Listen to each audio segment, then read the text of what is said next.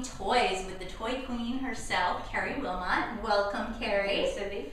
So Carrie's going to tell us a little bit about the benefits of some of the toys that we have carefully chosen here at ISIS. And Carrie, why don't you talk a little bit about your background and you know, what makes you a toy queen? Okay, for the last 11 years I've been a pediatric occupational therapist who has worked with children to advance their developmental skills. So I kind of got into the business of toys, just using them every day during treatment sessions, things like that. So it was always important to me to find a toy that was motivating for a child to want to learn. So a few years ago we started toyqueenpt1 so that all parents could find toys that would stimulate their child's development. So what we have here today, I'm going to give you one to hold up. Oh, they're so cute.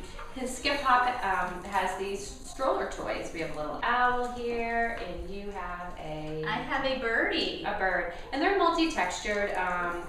Some rattle, some crinkle, which are all great to stimulate as a newborn baby. You want to stimulate a variety of senses. Mm-hmm. What's great about these little stroller toys, which I always loved with my son when he was an infant, is you can attach them to everything. Yeah. I had them on his stroller, I had them on my diaper bag, I had them on his car seat. I would attach 1,000 different links onto them so that they had like strings so that in case they fell. So they could toss it, you can bring it back in. Yeah. Exactly. I would even, I had a suction cup toy on his high chair. I would even link them to those. So these are all great to use for that, newborn to 6-month age where kids are just looking at toys and wanting to explore them with their hands and their mouth.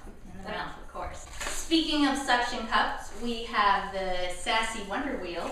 Yeah. And this looks fabulous. This is new. This toy says it's for 6 months and up, and maybe, from a fine motor perspective, that's when kids are really starting to explore something at 6 months, but I can remember my son being 4 months old and just being interested in looking at things, and I would put him in his little booster seat with his little high chair, I would suction cup this to the tray, and I'd move it, and he just would look at it in awe. So, I always say to parents too, just because something says 6 months, as long as you know where their developmental skill is at and what they like to do, then you might be able to use something a little bit earlier. But he would sit and absolutely would love to play with these. They're multi-sensory, they make noises, but they have little pieces for them so that when they are 6 months old and they're more working on refined fine motor skills, then it's a toy that will grow with them for a long period of time. This is the Alex Stack-A-Cake.